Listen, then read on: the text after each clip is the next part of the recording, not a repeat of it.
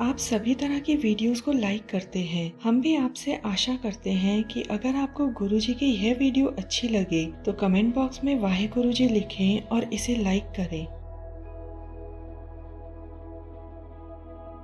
सिख धर्म में तीर्थ यात्राओं और उपवासों का कोई स्थान नहीं है, चाहे इनके पक्ष में कोई भी सामाजिक, राजनीतिक, धार्मिक, पारंपरिक या सांस्कृतिक कारण प्रस्तुत किया जाए। सिख गुरुओं ने कुछ स्थानों की यात्रा इतिहासकार और खोजी के रूप में की थी, ताकि लोगों को यह समझाया जा सके कि ऐसी यात्राएं व्यर्थ हैं और उन्हें ईश्वर तक पहुंचाने का सही मार्ग दिखाया जा सके। जो लोग तीर्थ यात्रा पर जाते हैं वह अपने कार्यों के लिए विभिन्न प्रकार के बहाने और तर्क प्रस्तुत करते हैं। इन सभी विचारों को समय और साधनों की पूरी तरह से बर्बादी और मनमत का प्रचार माना गया है। गुरु नानक देव जी ने इसे एक ही तुक में स्पष्ट किया है। श्री गुरु ग्रंथ साहिब जी अंग 4, अगर हाथ या पैर या शरीर मैला हो जाए तो पानी से धोने से वह मैल उतर जाती है। अगर कोई कपड़ा गंदा हो जाए तो साबुन लगा के उसको धो लेते हैं। पर यदि मनुष्य की बुद्धि पापों से मलिन हो जाए तो वह पाप अकाल पूरक के नाम में प्यार करने से ही धोया जा सकता है। इन सभी पौराणिक, रस्मी, अविवेकपूर्ण और व्यक्तिपरक विश्वासों और कर्म कांडों का कोई वास्तविक लाभ नहीं है। यह व्यर्थ है और जीवन भर के पापों से उत्पन्न कलंक और अशुद्धता को दूर नहीं कर सकते। मन की इस गंदगी को मिटाने के लिए बार बार आत्मिक स्नान करना आवश्यक है। गुरबाणी को सुनना, गाना, समझना और उसके सार को मन में अंकित करना, सच्चे गुरु के वचनों के अनुसार इस सच्चे मार्ग पर आजीवन चलने का दृढ़ संकल्प लेना जरूरी है। गुरुजी हमें सिखाते हैं कि पापों के इस मैल को ठीक उसी तरह धोया जाए जैसे गंदे और अपवित्र कपड़ों को साबुन से स्वच्छ किया जाता है। सिख मन को पवित्र गुरबाणी से शुद्ध करना, विनम्रता और संपूर्ण मानवता के प्रति सच्चे प्रेम को अपनाना और उन व्यर्थ कर्मकांडों से दूर रहना जो केवल अहंकार को बढ़ाते हैं।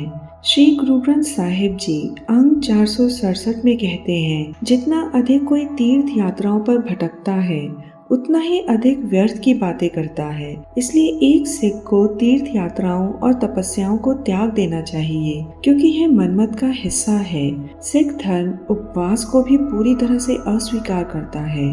गुरबाणी सभी मनुष्यों को किसी भी प्रकार के कर्मकांडों में लिप्त होने से रोकती है। श्री गुरु ग्रंथ साहिब जी अंग 216 में कहते हैं, उपवास, दैनिक अनुष्ठान, जो लोग इनका पालन करते हैं उन्हें बहुत कम लाभ मिलता है। इसलिए एक सच्चा सिख कभी भी किसी भी प्रकार का उपवास नहीं रखेगा। श्री गुरु ग्रंथ साहिब जी अंग 1329 में कहते हैं, गुरु से बढ़कर कोई तीर्थ नहीं है। गुरु ही वह पवित्र सरोवर है जिनके जल यानी कि नाम से पापों और बुरी सोच की गंदगी धुल जाती है।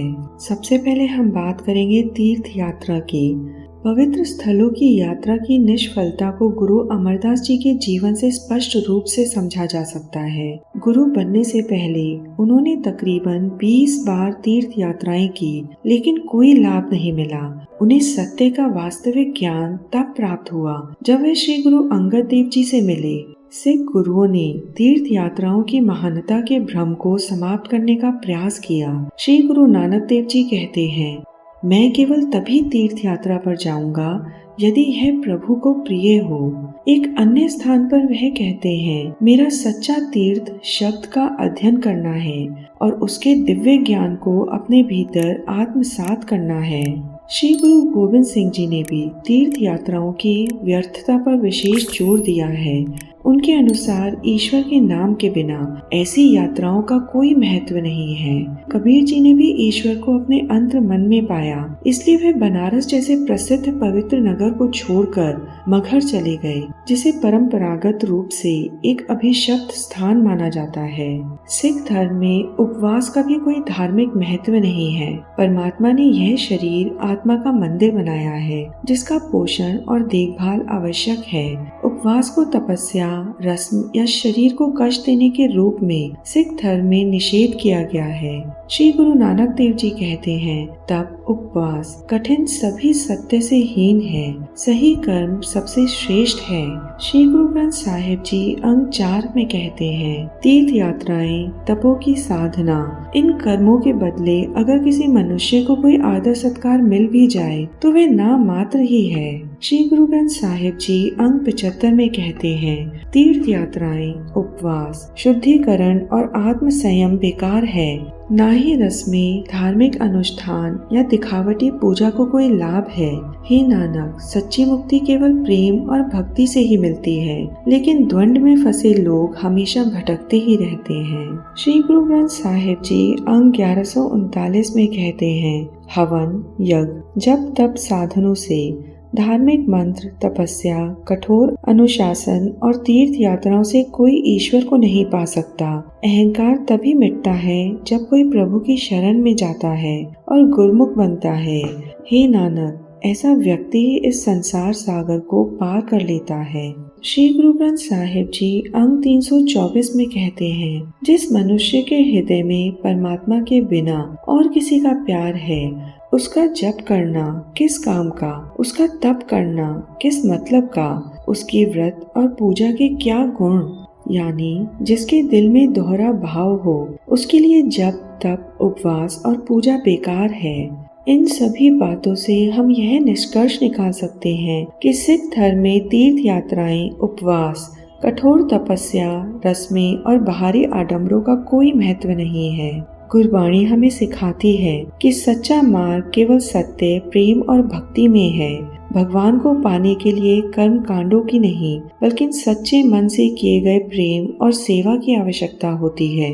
श्री गुरु नानक देव जी और अन्य सिख गुरुओं ने हमें यही समझाया है कि ईश्वर बाहर नहीं, बल्कि हमारे भीतर ही बसते हैं। दिखावे की पूजा, दान पुण्य और बाहरी कर्म कांड सिर्फ अहंकार को बढ़ाते हैं, जबकि सच्ची मुक्ति केवल गुरबाणी के ज्ञान, सच्चे कर्म और ईमानदारी से किए गए सेवा और भक्ति में है।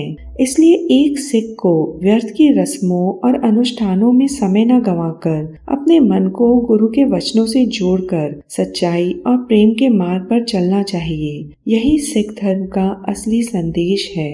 सतनाम श्री वाहिगुरु।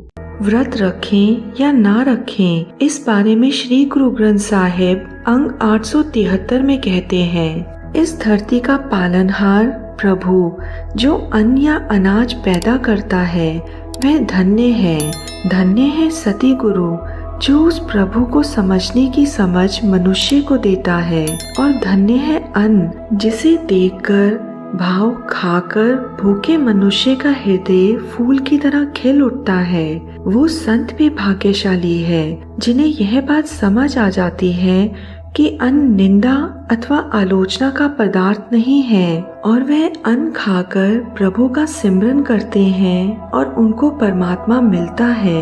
इन पंक्तियों में गुरु साहिब साफ साफ कह रहे हैं कि अन्न पैदा करने वाला, उस प्रभु को जानने की समझ देने वाला गुरु और अन्न खाकर प्रभु का नाम जपने वाला संत धन्य है और वो परमात्मा को पाता है। आगे गुरु साहिब कहते हैं, जिस अन्न को त्यागने में तुम भक्ति समझते हो, वह अन्न परमात्मा से ही पैदा होता है, और परमात्मा का नाम भी अन्न खाकर ही पाया जा सकता है। इसलिए प्रभु का नाम जपना चाहिए और अनाज को भी प्यार करना चाहिए।